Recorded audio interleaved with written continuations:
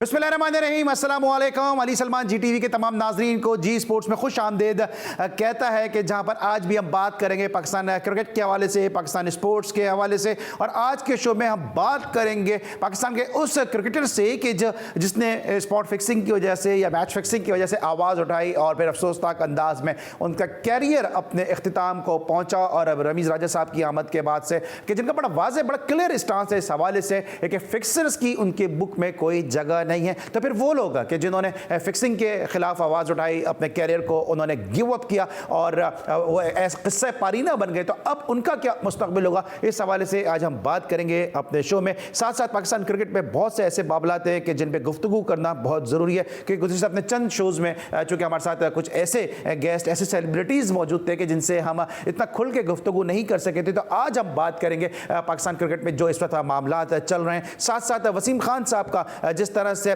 Departure हुआ और उनके जाने के बाद जो है अब क्रिकेट बोर्ड में तब्दीलियों की बाज़गश्त है। अब कौन कौन सी विकेटें मजीद गिर सकती हैं, कौन कौन से लोग मजीद क्रिकेट बोर्ड में आ सकते हैं, पाकिस्तान क्रिकेट टीम का जो वर्ल्ड कप का स्क्वाड है उसमें क्या तब्दीलियां मुमकिन हो सकती हैं, इन तमाम उमूर पे बात करेंगे, बहुत सारी चीज़ों को डिस्कस करेंगे आज के शो में। लेकिन सबसे पहले आज के प्रोग्राम में जिस तरह का फॉर्मेट होता है कि सबसे पहले top stories. T20 world cup के लिए पाकिस्तानी टीम मैनेजमेंट का ऐलान जल्द मुतवक्के। सकलैन मुश्ताक को कौमी टीम के कोचिंग पैनल में शामिल किए जाने का इम्कान। वर्ल्ड कप T20 स्क्वाड में तमाम खिलाड़ी पुरअतमाद हैं। स्क्वाड में तब्दीली के हवाले से कोई बातचीत नहीं चल रही। Chief selector Mohammad Wasim. National T20 में हैदर अली की धुआंधार इनिंग्स ने सेंट्रल पंजाब से फतह छीन ली। बाबर आजम ने एक और रिकॉर्ड अपने नाम कर लिया। कौमी कप्तान T20 में सबसे ज्यादा सेंचुरी बनाने वाले पाकिस्तानी बन गए। पीसीबी ने 18 खवातीन खिलाड़ियों को तरबियती कैंप में तलब कर लिया। कैंप 5 से 20 अक्टूबर तक कराची में जारी रहेगा। पहली चीफ मिनिस्टर पंजाब 5 साइड कौमी विमेन हॉकी चैंपियनशिप 14 अक्टूबर से लाहौर में खेली जाएगी। आलमगीर शेख 4 साल मुद्दत के लिए एशियन स्नूकर के बिला मुकाबला सीनियर नायब सदर मुंतखब। Khyber Pakhtunkhwa school cricket championship 7 October से शुरू होगी। चैंपियनशिप में सूबे भर के स्कूलों से 4000 तलबा पर मुश्तमिल 276 टीमें 510 मैचेस खेलेंगी। जी नाज़रीन, आपने आज की टॉप स्टोरीज़ देखी और टॉप स्टोरीज़ में जो काफ़ी खुशआइंद खबरें हैं कि पाकिस्तान में विमेंस क्रिकेट के साथ साथ पाकिस्तान में विमेंस हॉकी पे भी एक दफ़ा फिर काम होना शुरू हो गया और फ्लरिश करती नज़र आएगी इंशाअल्लाह उल अज़ीज़। मुस्तक़बिल में पाकिस्तान की विमेंस हॉकी टीम भी, साथ साथ बाबर आजम जो है वो T20 में सबसे ज़्यादा सेंचुरीज़ बनाने वाले पाकिस्तानी खिलाड़ी बन गए हैं। और कल हमने जब प्राइम किया था और हमारे साथ हमारे पेशावर के स्पोर्ट्स रिपोर्टर मौजूद थे यूसुफ जई, तो हम उनसे कल बात कर रहे थे एथलेटिक्स के हवाले से। पेशावर इस वक्त जो है या खैबर पख्तूनख्वा जो इस वक्त खेलों का हब बना हुआ है। कालाम में भी एक क्रिकेट ग्राउंड बनने की बात हो रही है। इसके अलावा जो है आपने कल देखा था कि एथलेटिक्स के जो मुकाबले हुए और अब आज टॉप स्टोरीज में आपने देखा कि क्रिकेट भी खेली जाएगी और एक अच्छा स्पोर्टिंग जो है वो हब बनता नज़र आ रहा है KP इस हवाले से। लेकिन साथ साथ आज एक और बड़ी भी पेशरफ तो वो ये कि पाकिस्तान के लेजेंडरी स्पोर्ट्स एंकर और एक ऐसे एंकर के जिनकी क्रिकेट हिस्ट्री पर बड़ी गहरी निगाह है, नोमान नियाज़ साहब, आज उनकी भी बुक की रूनुमाई हुई और उसमें फवाद चौधरी साहब भी मौजूद थे और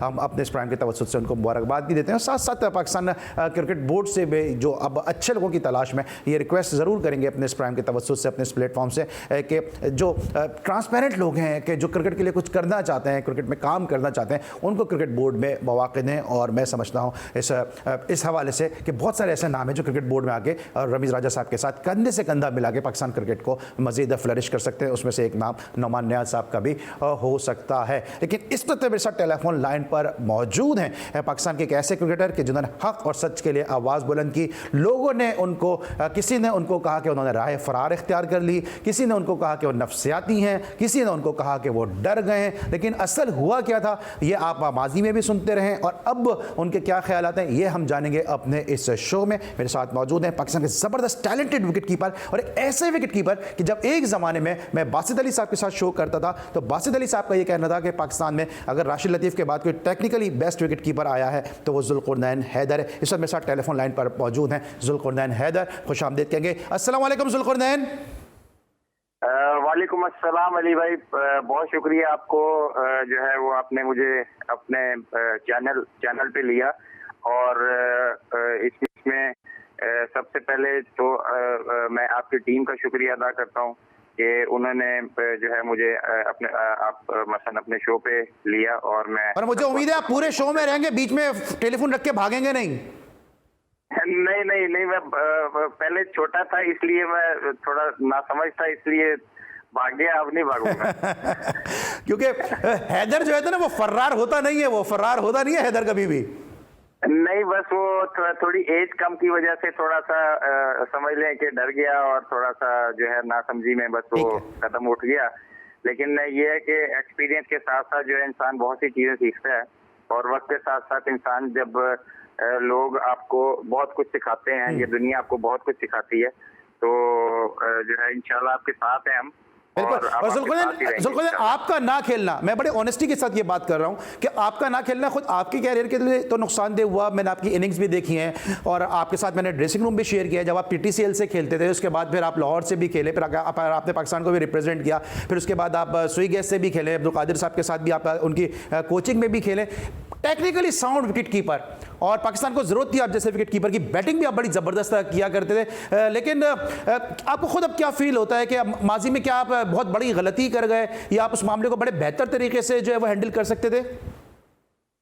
नहीं, उस वक्त देखें, उस वक्त काफी जो था ना टीम के अंदर भी काफी ग्रुपिंग भी थी और काफी चीजें जो गलत हो रही थी, तो उस वक्त बस वो जो मुझे थ्रेट्स आए उसकी वजह से थोड़ा सा मैं डर गया, क्योंकि मेरा नया टूर था और मुझे ये उम्मीद नहीं थी कि इस हद तक ये मसलन लोग जा सकते हैं, ठीक है, थ्रेट्स तक। तो वैसे तो जो मर्जी होता रहे वो तो एक अलग चीज है, लेकिन जब थ्रेट्स पे आते हैं या फैमिली को आपको थ्रेट्स मिलती हैं तो फिर वो इंसान थोड़ा सा डर जाता है।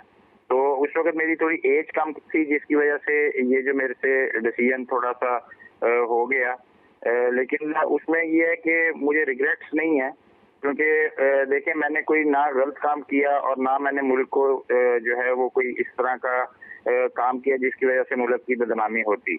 लेकिन बस ये है कि ये थोड़ी सी जो हुआ कि मैं छोड़ के मुझे नहीं जाना चाहिए था। लेकिन जुल्कुरनैन ये बताइएगा कि मुझे आपसे बहुत सारी बातें करनी है, थोड़ा सा जल्दी गुफ्तगू करते हैं। डरने की वजह क्या थी? आप एक सिक्योर माहौल में मौजूद थे, शायद आफरीदी जैसा दबंग कप्तान आपके साथ था, और फिर आप एक गैर मुल्की टूर पे थे, यूएई में आप मौजूद थे, वहाँ की अपनी सिक्योरिटी बड़ी जो है वो स्ट्रिक्ट होती है। फिर मुझे याद है कि जब आपने अपने घर वालों को बताया तो यहाँ पे भी जो आई थिंक उस जमाने में जो राना साहब के नाम से कोई एसपी एसएसपी थे, वहाँ पे आपके घर पे सिक्योरिटी लगा दी थी, तो इतना ज्यादा डरने की जरूरत क्या थी?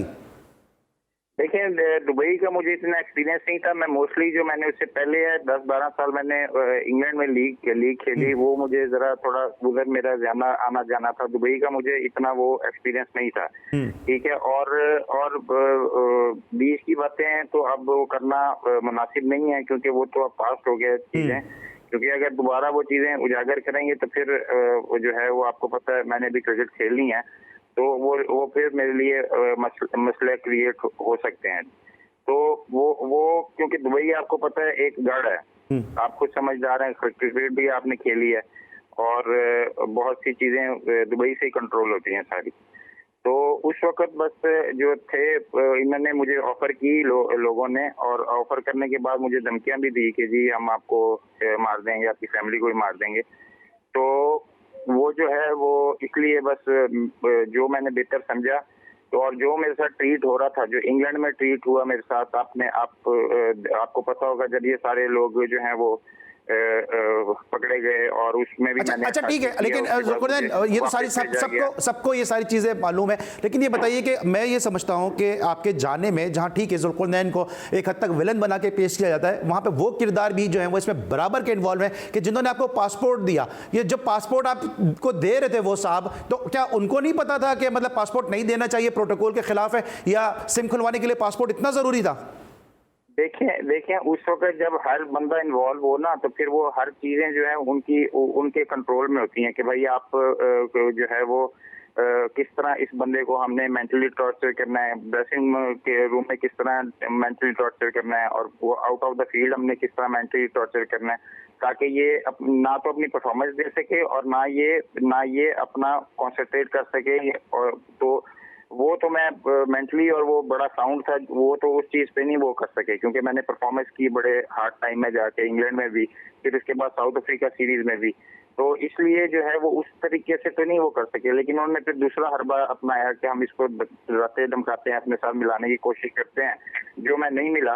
क्योंकि बाकी सारे भी उस वक्त जो है आपको याद हो कि ना हो कि इंग्लैंड की सीरीज में भी ये सारे मैनेजर और प्लेयर्स और ये सब एक ही थे, मिले हुए थे सारे। क्योंकि मैंने 88 किया, 88 से पहले मेरे हल्का सा माइनर सी इंजरी थी, जिसपे अफरीदी ने भी बोला, बाकी सीनियर्स ने भी बोला कि भाई अगर उसने 88 किया इसका मतलब उसकी उंगली ठीक थी और आपने उसको गलत वापस भेजा और आप उसको एज अ बैट्समैन खिला सकते थे अगर उसने 88 किया। सबसे वर्ल्ड रिकॉर्ड हुआ में से। तो ये चीजें उस वक्त थी।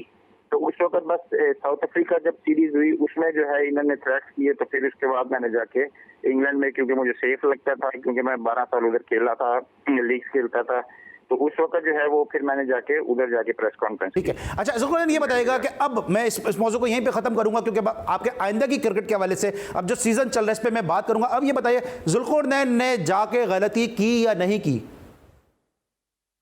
देखिए उस वक्त जो सिनेरियो बना ना, रिग्रेट्स मुझे नहीं है, इसलिए नहीं है क्योंकि मैंने कोई गलत काम नहीं किया। जैसे दूसरे लड़कों ने मुल्क को बेचा उस तरह मैंने नहीं बेचा, और जैसे कुछ ऑफिशियल्स ने भी मुल्क को बेचा, मैंने नहीं बेचा। ठीक है, बस ये मुझे थोड़ा सा है कि मुझे उधर ही रह के मुझे वहीं रह के ज़ुल्कुरनैन को फाइट करनी चाहिए थी। और मैं यहाँ पे ज़ुल्कुरनैन को इसलिए सेकंड करूंगा, इसलिए मैं सपोर्ट करूंगा ज़ुल्कुरनैन को कि जिस मुल्क के साथ, जिस खेल के साथ आप सिंसियर होते हैं, तो फिर अगर वहां कोई गलत हो रहा होता है तो फिर आपको दुख होता है। अक्सर लोग मुझसे ये बात करते हैं कि जी कोई भी एंकर ये बात नहीं कर रहा होता क्रिकेट कमेंट्री से, जो भी कुछ इस वक्त क्रिकेट बोर्ड के मामला है, आप बहुत ज्यादा खुल के, बहुत ज्यादा वोकल होकर बात करते हैं। तो हमने 18-20 साल इस कमेंट्री को दी, हमने 18-20 साल से क्रिकेट कवर किए, ग्रास रूट क्रिकेट से जाके जो है वो इस खेल को समझाए, तपती धूप में जाके खड़े होकर इस खेल को समझाए, और फिर कुछ गलत होता है तो फिर ये बात दिल पे लगती है। और यही कुछ हुआ है ज़ुल्कुरनैन के साथ भी। अगला का लाए अमल ज़ुल्कुरनैन का क्या होगा इस पर हम बात करेंगे एक छोटे से ब्रेक के बाद।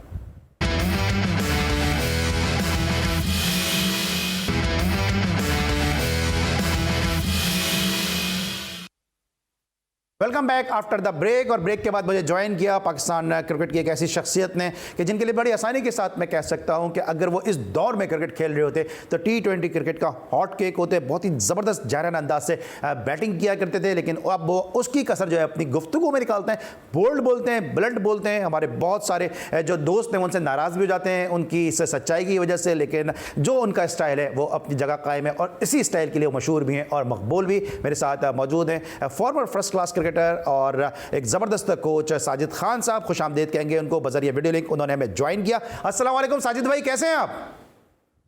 वालेकुम सलाम अली सलमान साहब, बहुत बहुत शुक्रिया कम्प्लीमेंट के लिए। अल्हम्दुलिल्लाह, ज़बरदस्त। और साजिद खान साहब, आज आपके साथ साथ ज़ुल्कुरनैन भी मेरे साथ मौजूद हैं। इससे पहले कि मैं पाकिस्तानी मौजूदा क्रिकेट पे आपसे और ज़ुल्कुरनैन से बात करूं, आप हमेशा सच बोलते हैं, हक की बात करते हैं। ज़ुल्कुरनैन ने भी हक के लिए अपने कैरियर को छोड़ा और फिक्सिंग के खिलाफ आवाज़ उठाई। आपकी क्या राय इस हवाले से कि ज़ुल्कुरनैन ने जब ये सारा फियास्को हुआ तो आपका इस हवाले से क्या जो है इनपुट है? देखिए, बेहतरीन विकेट कीपर बैट्समैन हमने खोया और यकीनी तौर पर ये तारीख की अगर बात की जाए, वाहिद बंदे थे और जो उस मैच की ये बात कर रहे हैं और जिस तरह ये गए हैं। और मुझे आज भी बड़ी खुशी होगी रमीज राजा के आने के बाद इनको तमाम हकायक से पर्दा उठा देने चाहिए। एक बेहतरीन विकेट कीपर बैट्समैन जो है तारीख में दफन हो गया, दफन के साथ साथ हक और सच की बात करना चाहिए। मैं इनसे ज़रूर पूछूंगा क्या उनके ताल्लुक जो ये बात कर रहे हैं, एक बहुत बड़ा नाम है, अगर जानता होगा, जुल्ली कामिल भट्ट से ताल्लुक तो नहीं था जिन लोगों ने इसको डराया था, धमकाया था, और आज भी तमाम लोग उसकी गोद में बैठे हुए हैं। लाहौर का एक बहुत बहुत बस्ती है। ठीक है ज़ुल्कुरनैन, अब ये आपकी मर्जी है कि आप इसका जवाब दें, क्योंकि साहिद भाई ने तो बोल्ड आदमी है, बलंट आदमी है, उन्होंने एक सीधा सीधा नाम ले दिया और इनकी राय है, मेहमानों की राय से हमारा मुत्तफिक होना ना होना ज़रूरी नहीं है। आप इस हवाले से अगर कुछ कहना चाहें तो ठीक है, नहीं तो फिर हम आगे चलते हैं, आगे बात करते हैं। कि मैं जो ना पुरानी जो चीजें हैं वो उस पर जरा मैं कम बात करूंगा, क्योंकि अभी जो है कि मेरा अगला जो स्टेप है वो है क्रिकेट खेलना। ठीक है, तो ये जो बातें बिल्कुल ये सच जो है वो कह रहे हैं साजिद भाई। तो बाकी जो है मैंने भी अब क्रिकेट खेलनी है, पिछली बातों को मैं भुला के अब आगे की तरफ जो है वो अच्छी पॉजिटिव माइंड से जो है वो मैं जाना चाह रहा हूँ, क्योंकि मैं ये समझता हूँ। मैं नाम है तो बता दो, बात तो ठीक है साहिद भाई जरा से मौजूदा क्रिकेट में बात करते हैं। जुल्कुरनैन के कैरियर पे तुमने पहले ब्रेक में बात भी कर लिया। अब ये बताएंगे इस वक्त जो हालात हैं, ये वसीम खान इस वक्त चले गए हैं, आपके ख्याल में इनका दौर कैसा रहा? क्योंकि इन्होंने क्रिकेटर्स को भी आपस में डिवाइड किया। यूनुस खान जैसे प्लेयर जो है वो नाराज होकर चला गया, क्रिकेटर इनके दौर में अमेरिका जाना शुरू हो गए। ठीक है, इनके क्रेडिट पे ये जरूर है कि इंटरनेशनल टीम्स पाकिस्तान आई हैं, लेकिन आपने देखा होगा, आप तो खुद ग्रास रूट के क्रिकेटर हैं, आपने खुद देखा होगा कि ग्रास रूट में जो फर्स्ट क्लास में जो परफॉर्म किया कामरान गुलाम वो कहीं नजर नहीं आ रहा, उस्मान सलाउद्दीन कहीं पे नजर नहीं आ रहा, और जो इसके अलावा और भी बहुत सारी ऐसी चीजें हैं कि जो अच्छी हो सकती थी वो नहीं हुई। क्लब क्रिकेट एक अरसे से जो है वो अच्छी तरह से नहीं हो रही, रीजनल क्रिकेट अच्छी तरह से नहीं हो रही। क्या कहेंगे इस पूरे इनके दौर को?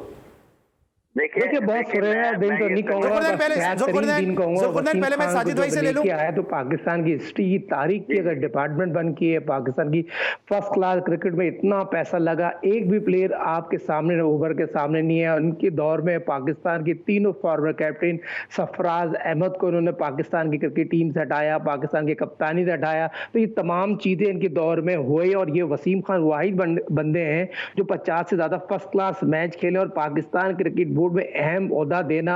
ब्रिटिश नेशनल को जो इंपोर्ट क्या है, वसीम खान ने तो क्रिकेट की पाकिस्तान की तबाही में कोई कसर ही नहीं छोड़ी थी। मगर मैं आपको दोबारा पीछे ले जाऊं, पाकिस्तान ने जो आईसीसी चैंपियंस ट्रॉफी जीती थी, ये लोग तो 92 वर्ल्ड कप पर रो रहे हैं। 92 वर्ल्ड कप के बाद तो सबसे बड़ा इवेंट जो 50 ओवर का था वो आईसीसी चैंपियंस ट्रॉफी सरफराज की क़यादत में जीतने के बाद तो दुनिया में शोहरत हासिल की, और हमारे दुश्मन मुल्क को जिस तरह उसने फाइनल में हराया और पाकिस्तान ने जो नाम रोशन किया, वो मेरे ख्याल में एजेंडा लेके आए थे, इससे पाकिस्तान के क्रिकेट को डैमेज किया, खिलाड़ी को डैमेज किया, और सबसे बढ़ के खिलाड़ी को बेरोजगार किया। जिस तरह आपने भी अपने प्रोग्राम में अपने इंट्रो में कहा, जो खिलाड़ी मुल्क छोड़ के चले गए, तो ये सारा कुछ कौन कसरवार होगा? और आज के मॉडर्न दौर में वसीम खान को जाने के बजाय तो और मोहम्मद वसीम जो रॉबर्ट स्टैम है, जो किसी की सिफारिश चीज सिलेक्टर है, मैं समझा इसकी विकेट गिरेगी, इसको कब गिरना दे? मेरे रायत कहते हैं आज गिर जाना चाहिए था इसको। जो उसने टीम सिलेक्ट की है रॉबर्ट स्टैम ने, ये टीम सिलेक्ट की है अली सलमान साहब, मुझे बड़े दुख के साथ अफसोस के साथ कहना पड़ेगा, जिसमें प्राइम मिनिस्टर साहब ने बड़े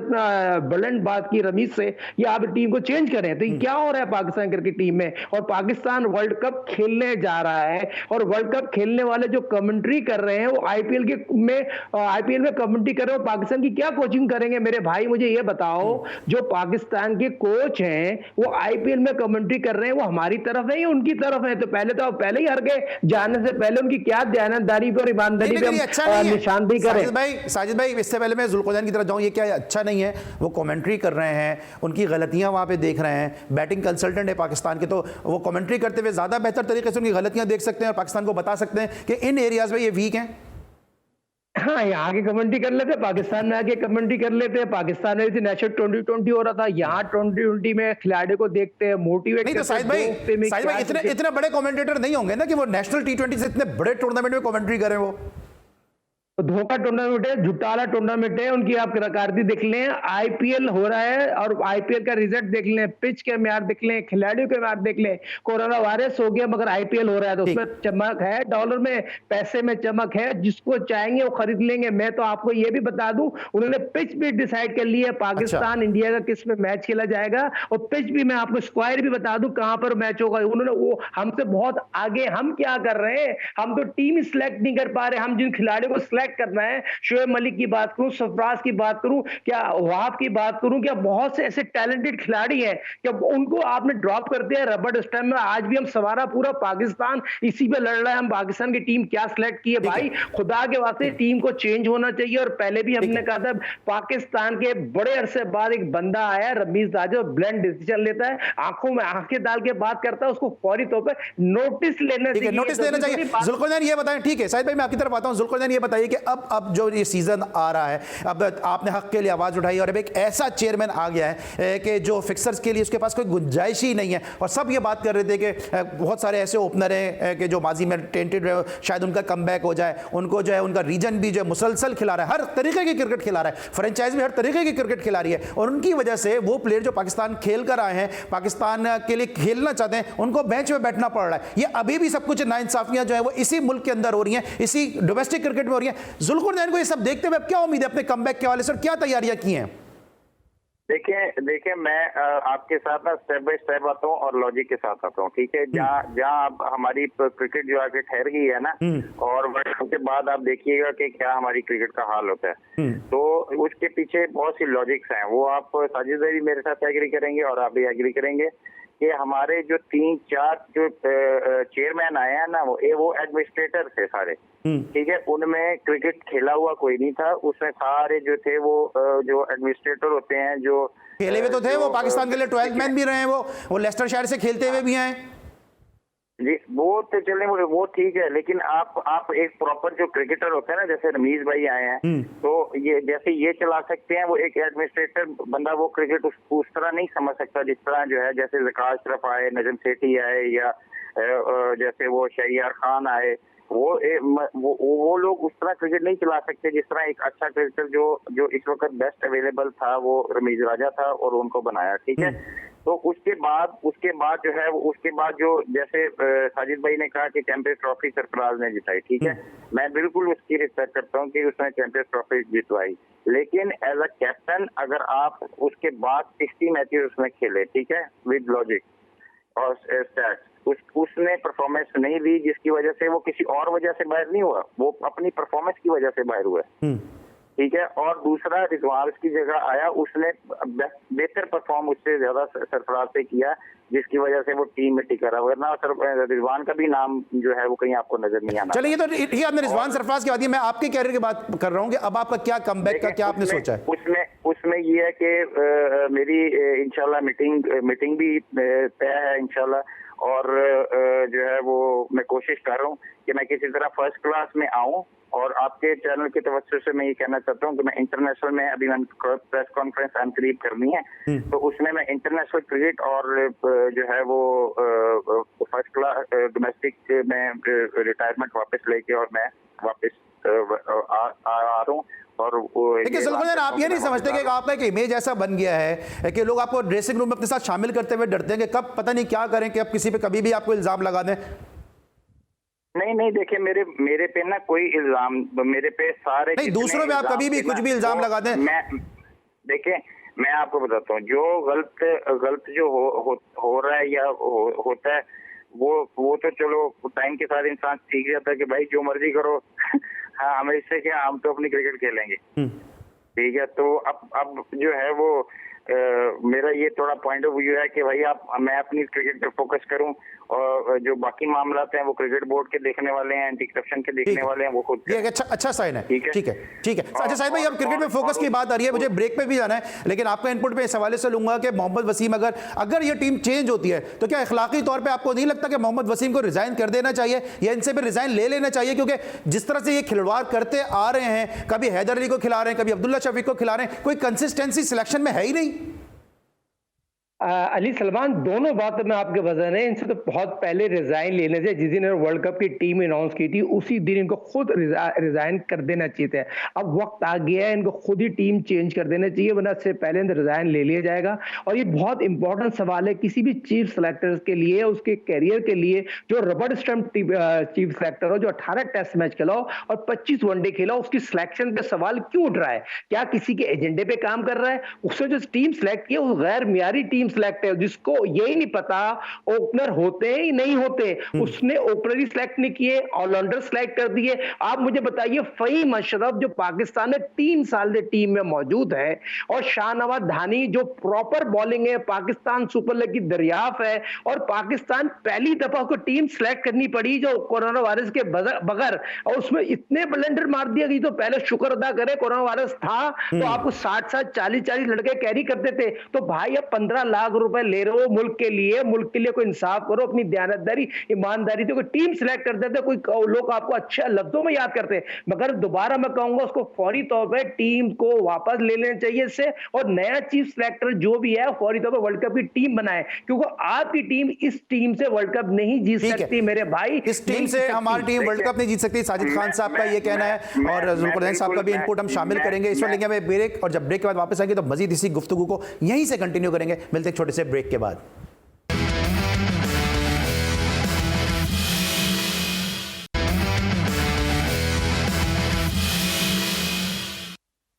welcome back after the break. और ब्रेक फिर जाने से पहले मेरे साथ जुल्कुरनैन मौजूद थे बजरिया टेलीफोन कॉल, और वीडियो लिंक पे मेरे साथ हैं फॉर्मर फर्स्ट क्लास क्रिकेटर और ज़बरदस्त कोच साजिद खान साहब। जुल्कुरनैन, ये बताइएगा कि अब जो है आपकी किसी से इस हवाले से मीटिंग हुई है, क्योंकि आप क्रिकेट के सर्किट से आउट थे और वापस आप कमबैक का सोच रहे हैं। पाकिस्तान में विकेट कीपर्स भी काफ़ी अच्छे आ गए, मुकाबला काफ़ी सख्त हो चुका है। नहीं, देखें, मेरी मीटिंग तो है मेरी, ठीक है। मीटिंग इंशाल्लाह मैं मिलूंगा और डोमेस्टिक के मैं आऊंगा स्टेप बाय स्टेप, ठीक है। पहले मैं डोमेस्टिक में इंशाल्लाह परफॉर्मेंस करके फिर मैं जगह बनाऊंगा, ठीक है। क्योंकि आपको पता है मैं आपके साथ भी क्रिकेट खेला हूँ और आप मुझे जानते भी हैं।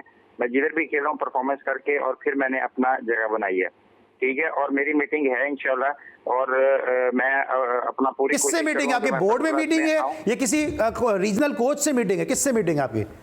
नहीं, रीजनल कोच से तो नहीं है, लेकिन ये चेयरमैन से भी इंशाल्लाह मैं मिलूंगा, और जो है वो एक दो और बोर्ड के ऑफिशियल से भी मिलूंगा। तो उसमें फिर इंशाल्लाह मैं डोमेस्टिक में कोशिश करूंगा, और प्रेस कॉन्फ्रेंस भी मैंने करनी है कि मैं डोमेस्टिक में अवेलेबल हूँ। तो अगर जैसे 2 विकेट कीपर जा रहे हैं, जैसे आजम खान है या वो रिजवान है, तो वो जा रहे हैं वर्ल्ड कप के लिए, तो उनकी जगह खाली होगी, तो उनमें एक ना एक विकेट कीपर तो चाहिए। तो उसमें मैं कोशिश करूंगा कि मैं जो हूँ आऊँ और परफॉर्मेंस करके, और फिर मैं जब भी जरूरत पड़ेगी मुल्क को तो फिर मैं हाजिर हूँ दोबारा। ठीक है, साजिद खान साहब क्या कहेंगे? विकेट कीपर की बात हो रही है, आजम खान जो है वो पाकिस्तान के सेकंड विकेट कीपर जा रहे हैं, लेकिन किसी विकेट कीपर के कैंप में तो उनको बुलाया नहीं जाता। देखिए अली सलमान, आपने प्रोग्राम का खूबसूरत सवाल किया है। जब नाहल विकेट कीपर कोच होंगे अतीक उज़्ज़मा, जो खुद एक सिफारशी विकेट कीपर थे, मुल्क को छोड़ गए, इंग्लैंड चले गए, और वसीम खान उनको लेके आया, जो खुद एक विकेट कीपर प्रॉपर कोचिंग नहीं कर सकते विकेट कीपरों को, और पाकिस्तान की नेशनल क्रिकेट एकेडमी में उन्होंने आजम को एज ए विकेट कीपर नहीं बनाया। मगर जो बात हो रही है एज ए विकेट कीपर, तो सरफराज का तो नेमल बदल हो ही नहीं सकता। और रिजवान और सरफराज को छेड़ने की जरूरत ही नहीं थी। रॉबर्ट स्टैम ने बहुत बड़ी ज्यादती की है। सरफराज जैसा नेशनल 2020 में विकेट कीपर कर जैसा फाइटर क्रिकेटर मौजूद है। आजम, आज भी मैं आपके प्रोग्राम में वही बात करूंगा, आजम एज ए बैट्समैन ज्यादा बेहतर है। विकेट कीपर उसमें एक टिकट में 2 मजे कर रहा है। मोहम्मद वसीम, रॉबर्ट स्टैम, इसने सियासत कर दी, 2 सिंध वालों को लड़वा दिया है। यहाँ पर मैं आपसे इत्तेफाक नहीं करूंगा, सरफराज होना चाहिए, सरफराज को होना चाहिए। मगर अतीक उज़्ज़मा जो रॉबर्ट स्टैम मौजूद है, जो सियासत के पीएचडी हैं मौजूद, मेरे बड़े भाईजान वसीम अकरम जब वेस्ट इंडीज लेके गए थे तो उसको ढूंढते फिर रहे थे ये कहां जाता था। इसके लिए इतना ही काफी है ये अल्फाज जो मैंने इनके लिए दे दिया। मगर आप कहां जाता था? प्रैक्टिस पे जाता होगा भाई, कहां जाता होगा? देखिए इसमें सबसे बड़ा जो है ना, ये हमारी सिलेक्शन कमेटी का कसूर है कि जैसे आपने भी क्रिकेट खेली है, ठीक है। मैं टेस्ट कैप मुझे मिली तो 10-12 साल के बाद परफॉर्मेंसेस कर करके फिर उसके बाद मुझे टेस्ट कैप मिली। लेकिन आजकल इतना आसान हो गया कि एक पीएसएल खेलें और दूसरा आप 2-3 अच्छे मैच खेलें तो आप टीम में आ जाते हैं। तो ये इस तरह जरा खत्म होना चाहिए। तकरीबन 3-4 साल हर प्लेयर को वो जो 3-4 साल जो है वो देने चाहिए कि आप 3-4 साल खेलें, फर्स्ट क्लास में परफॉर्मेंस करें, उसके बाद आपको टीम में ला सकते हैं। ये 1-2 मैचों में परफॉर्मेंस कर ली पीएसएल के और दूसरे मैचेस में कर ली, तो इससे आप अपनी क्रिकेट को बेहतर करने की बजाय खराब कर रहे हैं। ठीक है, अच्छा साहब भाई, क्रिकेट खराब करने की बात कर रहे हैं ना जुल्कुरनैन? आजम खान की बात है। मैं ये मशवरा दूंगा मोइन भाई को भी और उसको खुद को भी कि इतनी जल्दी आप रश करने, ऊपर जंप मारने की कोशिश ना करें, क्योंकि इस मुल्क में जब आप ज्यादा बड़ी जंप मारते हैं तो उसी तरह फिर नीचे भी आते हैं। ठीक है, चल ठीक है साहिद भाई, ये बताइएगा। ठीक है, तो जुल्कुरनैन का पॉइंट ऑफ व्यू था, उनका नैरेटिव था, वो हम तक पहुंच गया। साहिद भाई ये बताइएगा कि सिफारिश की आपने बात की है, इसको आप किस तरह से देखते हैं? थोड़ा सा निचले लेवल पर आते हैं कि एक प्लेयर है जो कराची क्रिकेट में कहीं से वो इन्वॉल्व ही नहीं था। पहले वो जूते बेचने का बिजनेस कर रहा था, फिर वो आइसक्रीम का बिजनेस कर रहा था, फिर उसने अपना यूट्यूब चैनल खोला, और फिर अचानक से वो एक जोन का कोच भी बन गया और फिर फील्डिंग कोच भी बन गया। तो जब आप सिफारिश की बात कर रहे हैं तो सिफारिश तो निचले लेवल से भी है, और उसके बाद जो तारिक हारून जैसा कोच है, हारिस अयाज जैसा कोच है, और ऐसे जो दीगर कोच हैं जो धूप में गर्मी में लड़कों के साथ काम कर रहे हैं। तारिक हारून ने अनवर अली जैसा प्लेयर पाकिस्तान को दिया, वो सफर कर रहे हैं, और जो है पैराशूटर्स आके जो है वो हर तरह से मजे कर रहे हैं। देखिए अली सलमान साहब, एक नीचे कोचिंग की बात करूं, आपकी कमेंट्री की मैं बात करूं, मैच रेफरी की बात करूं, एम्पायरों की बात करूं, हर जगह धांधली है। अभी अंडर 19 के 60 लड़के आपने अनाउंस किए हैं। पाकिस्तान के अंडर 19 की जो नाम अनाउंस किए, पहली दफा ये हुआ है बगैर पूछे अनाउंस कर दिए गए। इसमें भी धांधली है, खुला पैसे खाए जा रहे हैं, डंके की चोट पे खाए जा रहे हैं। आपकी सिलेक्शन के म्यार इतना गंदा हो गया है, आपके जोनों के सिलेक्टर बना दिए हैं, और यहाँ पर जोनों के सिलेक्टर भी वो बनाए जो आप बिल्कुल सही कह रहे हैं। आपके जो मौजूदा कोचेस लगे हुए हैं नेशनल क्रिकेट एकेडमी में जो जाके काम करते हैं, बॉलिंग कोच बहुत से ऐसे लगे हुए हैं, मगर पाकिस्तान के जो मौजूदा कोचेस लगे हैं क्या वो दागदार नहीं है? ईमानदारी और हक और सच की बात करना चाहिए। मैं उनके नाम ले दूं डंके की चोट पे, मुझे पता कौन सा कोच क्या श्रीलंका में कौन सा मौजूद शहरी था। 94 की बात करूं, चलो मैं उन खिलाड़ियों का नाम ही लेता हूं, अजीज बुकी का नाम लेता हूं, उससे बड़ा बुकी कोई था नहीं। और चलो इससे ज्यादा और एक और बात आपको मैं बता देता हूं, चलो और थोड़ा आगे बढ़ जाइए। फरहान कलब, चलो मैं बता देता हूं, चलो इससे ज्यादा उसके लिए काफी वो समझ गया होगा।